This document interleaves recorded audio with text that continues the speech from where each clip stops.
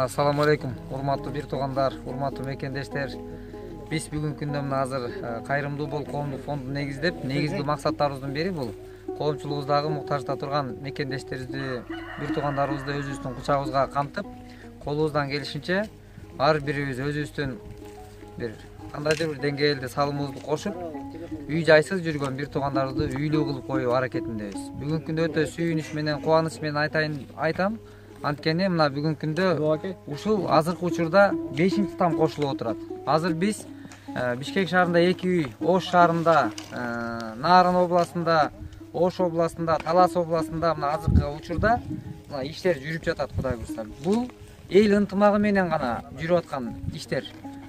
Ушул айылда туруп мынакей бүгүнкү күндө Талас областында Бакаят районунда мына бүгүнкү күндө кече күнү жолугушуу жасап, сүйлөшүп, ошол жерден бир кеңешип, машвара кылып, акылдашып, анан ушул жактан бир жакшы сунуш келди.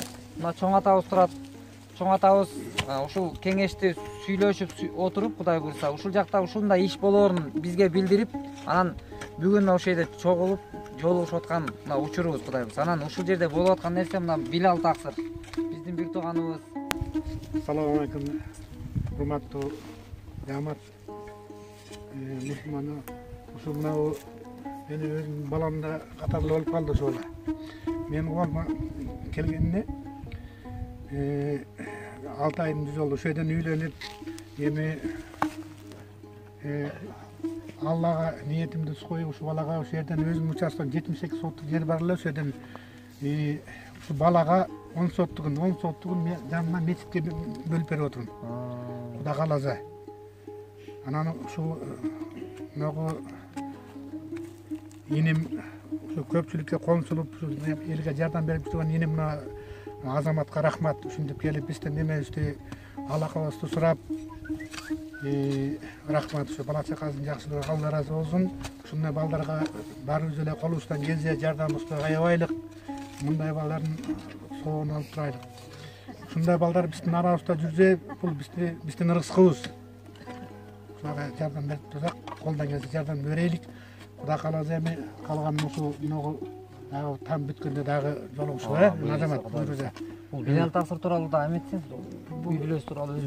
Бул Билал бул баламдын эмеси, бул өзү Кеңаралдан болот. Кеңаралдан келип ошол жерге отукташып калып ошол жерден.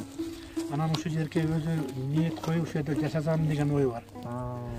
Анан эми Кудай кааласа ушул өзүнүн эмесине жетти максатына. Кудай буйрса калганын ушул там бүткөндө дагы көрө жатарбыз. Кудай кааласа. Майыптык боюнча экинчи группада майып бул. Мунун келинчеги да эме. Келинчеги да майып. Келинчеги да эме. Экинчи группадагы. Анан эми Кудай кааласа баары жакшы болот. Бул бала аман эсен болду. Билал таксыр өзүңүз да айтып берип койсоңуз ушул өзүңүз тууралуу. Үй бүлө бар бала чакан.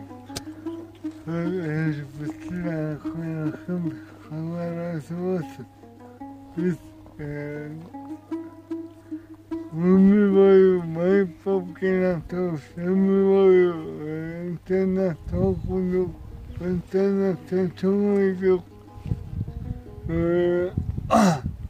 Bir sağlığına sana baytlenlik inşallah.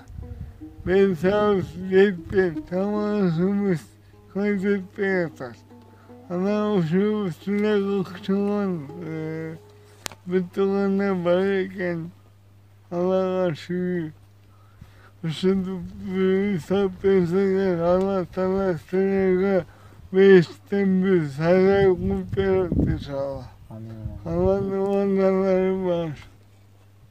Allah razı olsun. Şimdi bana bir mutluluk sıfatlarını gösterdiler inşallah. Allah razı olsun. Буйруса, Кудай буйруса баары жакшы болот, Билал таксыр. Мына урматтуу мекендештер, бизде бүгүнкү күндө кыргыз эч убакта кыйынчылыкта бири-бирин таштаган эл эмес. Биз намустуу элдин уулдарыбыз. Кудай буйруса биз колубуздан келишинче аракет кылабыз. Эми мамлекетти карап эле качан пенсия берет, качан пособие берет деп отура бербестен, мына эл бар, мына турат биздин бир туугандарыбыз, мекендештерибиз. Оорун колдон, жеңилин жерден ала турган мына бүгүнкү күндө сүйлөгөн сөз менен эмес, кылган иш менен деп мынакей. Мына атабызга, сизге рахмат. Мына ушундай бул өтө чоң үлгү, Кудай буйрса, бул өтө чоң үлгү. Анан бул нерсенин баарын чагылдырганыбыздагы себептерин биз ар дайым айтып келебиз. Бирибизге үлгү болсун. Бир келген дүйнөдө конокпуз. Кылсак кылбасак да бул өмүр өтөт. Жасасак жасабасак дагы, үйдөн чыкпай отуруп алсак дагы бул убакытты пайгамбарыбыз саллаллаху алейхи вассалам айткан. Эгер убакытты силер кеспесеңер, убакыт силерди кесет деген. Биз убакыттан уттуруп койбойлу. Балким бүгүн барбыз, эртең бизге жаназа окулуп калышы мүмкүн. Эч кимибиз билбейбиз. Дүйнө байлыкты жыйып, үйүп, отуруп алып, эртең аны көргө да алып кете албайбыз. Аны баарыбыз жакшы билебиз. Бирок билип эле отуруп албай, кылганды да билейли.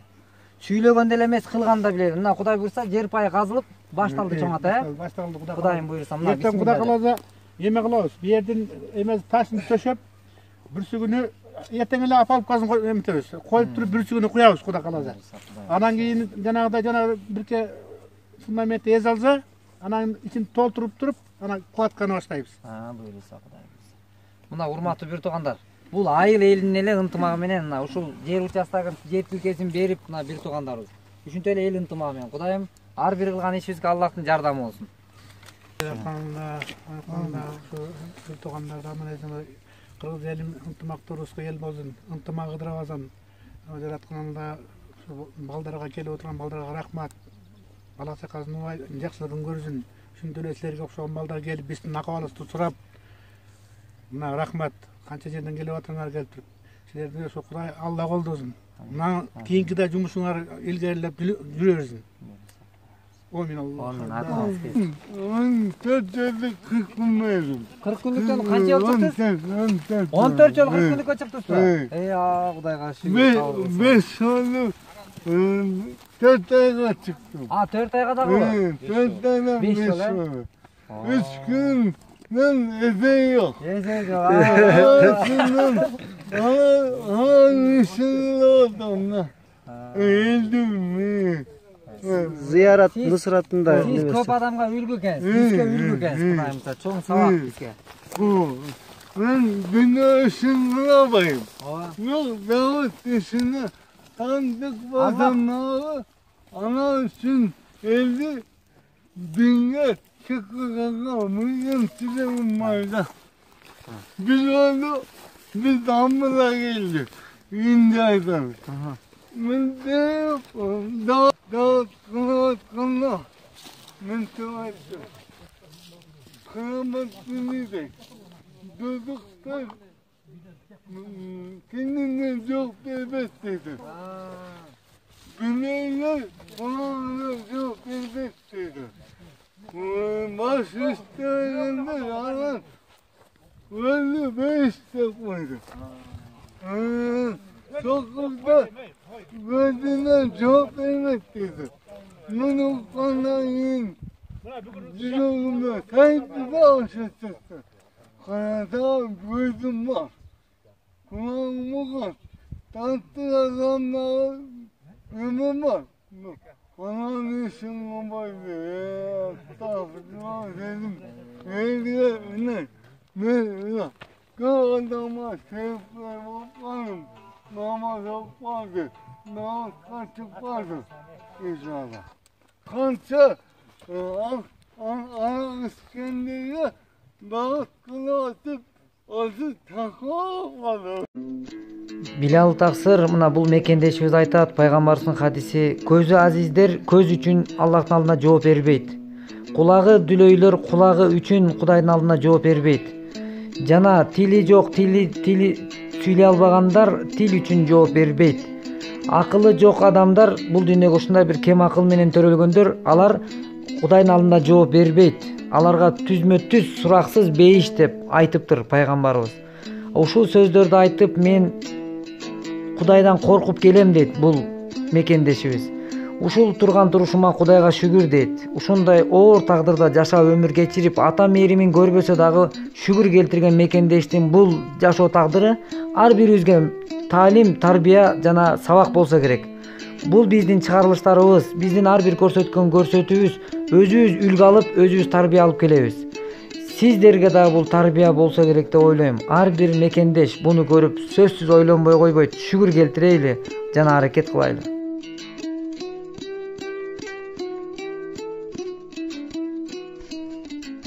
Hastalıklara kalanlara bir ayetten tınlatıp kimde kim Muhammed Mustafa'nın karşısında müthiş ben onun etmiş kadar müthiş kimde kim Muhammed Mustafa'nın canımda olsa ben onun canımda memnunum.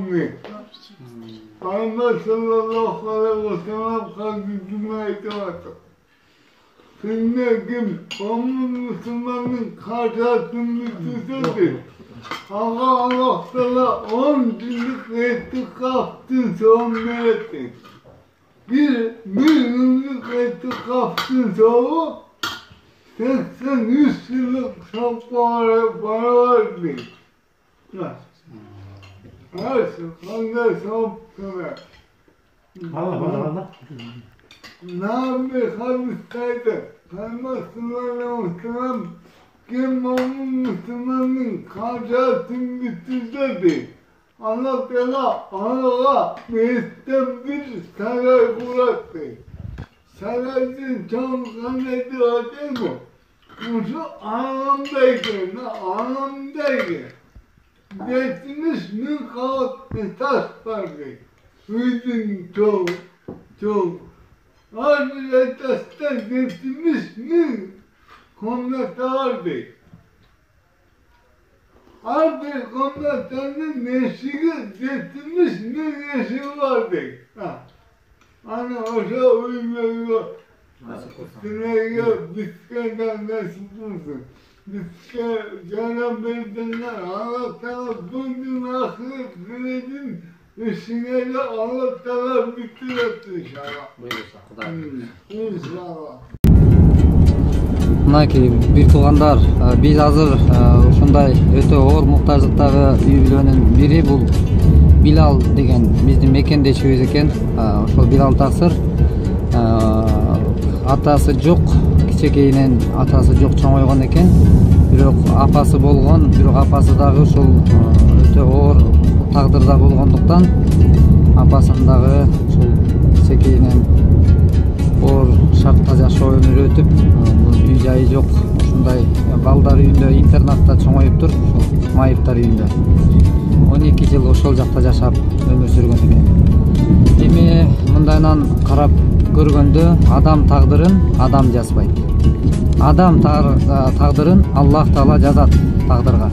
Бирок мен бул сөзүмдө же болбосо бул видеону сиз көрүп атсаңыз, бул сөздү айтып аткандын себеби ушул Билал таксырдын, Билал биздин бир тууганыбыздын ошон жашоосу баарыбызга үлгү болсо керек деп ойлойм. Үлгү болсо керек.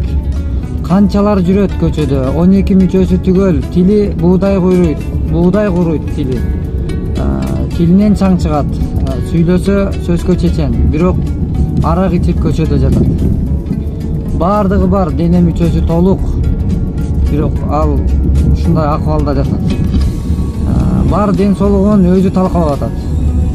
Бирок ал да күнөөлөйт, Кудайды күнөөлөйт. Мага эмне мени мындай кылып койгон. Ошон үчүн мына бул нерсени чагылдырганыбыздын себеби ошого окшогон биздин анча-мынча нерсеге бир оюбуз, акылыбыз жетпей аткан болсо, бул нерсени көрүп алып бир үлгү алсак экен. Ушундай бир иштерди көбүрөөк жасап, бир коомчулугубузда бир Кыргызстаныбыз өнүгүп өсүп, ушундай бир муктаждык деле болбосо экен. Болсо мына айле мына бир өзүңүздөр көргөн чоң ата жерин берди. Ушул жеримди берейин деп. Жерин берип, ошол дагы бир тууганыбыз бар экен, ошол жерди эки мекендешибиз биригип ушул жерди бериптир. Кудай буйруса. Анан бул мындай иш көп жерлерде болсо экен. Көп биздин бир туугандарыбыздын алдуусу алсызга жардам берип, жакшы бир иштер көбүрөөк жасалса экен деген бекер ниетибиз чоң, Кудайдан үмүтүбүз чоң. Анан биз качанга чейин ошол дайыма айтып келебиз, эми качанга чейин биз арабтарды күтүп отурабыз, качан келип ал жардам берет деп көрүнгөн эшикти каккылап буга жардам керек болуп атат дебей эле мынакей айыл эле өзү эле көтөрүлүп, мына ушундай бир ынтымак биримдигин айтып, мына биз жөн гана келип, биз маалымат жактан гана колдоо көрсөтүп, мынакей элге. Өзүбүздүн салымыбызды аздыр көптүр мына бизге Кудай буйруса бул бир тууганыбыздын чагылдырып ушул нерседе кайдыгер карабаган мекендештер. Биз сиз келип жардам бериңизчи, силер келип акча берип койгулачы дегенден биз алыспыз. Жардамды биз эч кимден сурабайбыз. Жардамды бир гана жараткандан сурайбыз. Жараткан зат бизге күч кубат берсин, ден соолук өмүр берсин. Бирок мен кайдыгер карабайм мындай тагдырга. Бирок бул видеону көрүп атып сиз да кайдыгер карабасаңыз, анда келиңиз бир тууган, келиңиз мекендеш. Мындай ишке кол сунуп, сооп таап калганга жетишели. Себепкер болуп калайлы. Кылсак кылбасак дагы бул күн өтөт.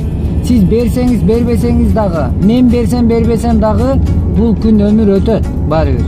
Бирок балким биздин бул кылган жакшылыгыбыздын урматына Аллах Таала биздин балдарыбызды ыймандуу кылып коёр, Кудай буйруса. Ушунун урматына, ушунун сыйлыгы кылып балдарыбызга бак берет Кудай. Бактылуу болуп жашашлыгын насип кылаттыр Кудай буйруса ушул иштин урматына. Балким ушул иштин урматына бизге келаткан пайгамбар хадиси бар. Садака бул келчү баладан, апаттан, кырсыктан өзү коруп сактап тура турган бир тосмо деген. Балким бул сиздин бүгүн кол сунганын кол сунууңуз мүмкүн бул Кудай буйруса. Бир ошондой бир кырсыкка бир себеп болор Кудай буйруса. Анан ошон үчүн мен ар дайым чакырык кылам да бүгүнкү күндө канчалаган эртемени кечинде 6 миллион кыргыз болойлу дейли. Мына 6 миллион кыргызбыз. 6 миллион кыргыз кечинде жастыкка башын коюп, эртең менен жүздөгөн кыргыз ойгоно албай калып атат. Канчалар көз жумуп атат. Канчалаган адамдар бул дүйнөдөн өтүп атат көзү. Балким ошонун катарында биз да болуп калышыбыз мүмкүн. Ошон үчүн ушундай бир чакырык кылып келебиз. Биз колубуздан келишинче аракет кылайлы. Кудай берекесин берет. Кудай берет берекени. Ошон үчүн бул нерсеге кайдыгер карабайлы. Колубуздан келсе жетишип калайлы кылып. Канчалаган бир туугандарыбыз жолго чыгат, канчалаган бир туугандар чет жака иштегени кетип, мигрант болуп, үйүнөн безип, туш тарапта аргасыз үйүн сагынса дагы, энесин сагынса дагы, кызын, баласын сагынса дагы ошого макул болуп, айла жоктун айынан чет жакта иштеп жүрүп, ушул жактан окат табайын, бала чакамды багайын деп жүрүп канчалаган бир туугандарыбыздын көзү өтүп кетип, бүгүнкү күндө мекенге алардын жансыз денеси келип атат. Бул өтө өкүнүчтүү нерсе. Бул жүрөгкө үйткөн маселе. Эгерде биздин өзүбүздө болсо, балким ал андай кырсыкка учурабай калат беле деген дагы бир ниеттер болот, ойлор болот. Эми бул ой, тагдыр баары Кудайдан, жамандык, жакшылык баарысы Кудайдан. Бирок биз өзүбүзгө ушул нерседе себеп болот кылган ишибиз. Анан ушул ынтымагыбыз, биримдигибиз бекем болуп, мындай мекенибизге кошкон салымыбыз болуп, ар бир кыргыз патриоттуулук сезим менен кошуп койсо салымын, биз мекенибизди гүлдөтүп алабыз, өлкөбүздү өстүрүп алабыз. Бир эле кишини же бир эле бийликти же болбосо бирөөнү же болбосо тигини буну карап отура берсек, биз отура беребиз. Ким кылат деп. Мен кылайын. Келиңиз, сиз кылыңыз. Чогуу биргеликте кылайлы.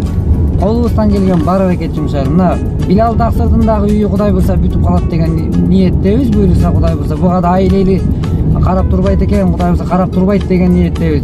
Ишеничтебиз буйруса. Кудайым буйруса. Анан мына Бишкек шаарында салынып атат. Рахат эженин үйүнүн пайдаланып алып туруп калды. 82 жашта эненин үйү бүтүп алдында турат. Мына Кудай буйруса 20 күн ичинде биз көл үчүн тапшырабыз. Кудай насип кылса, бекем ниеттебиз. Мына ушундай иштерин Нарын областындагы Максат деген байкебиз бар. Кудай сүйгөн пенде. Мына ал үй билен да үйүн бүткөнбүз. Ички абделкалары гана калган. Ушулардын баарын бүтүрсөк, Кудай буйруса дагы да аракеттерди кыла берсек, мына дагы салайын деп атабыз.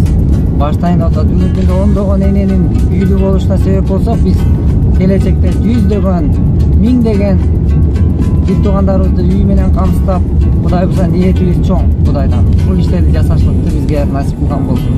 Ниетти бекемдеп койдук Кудай буйруса. Кудай бизди туура жолдон адаштырбасын, күч кубат берсин.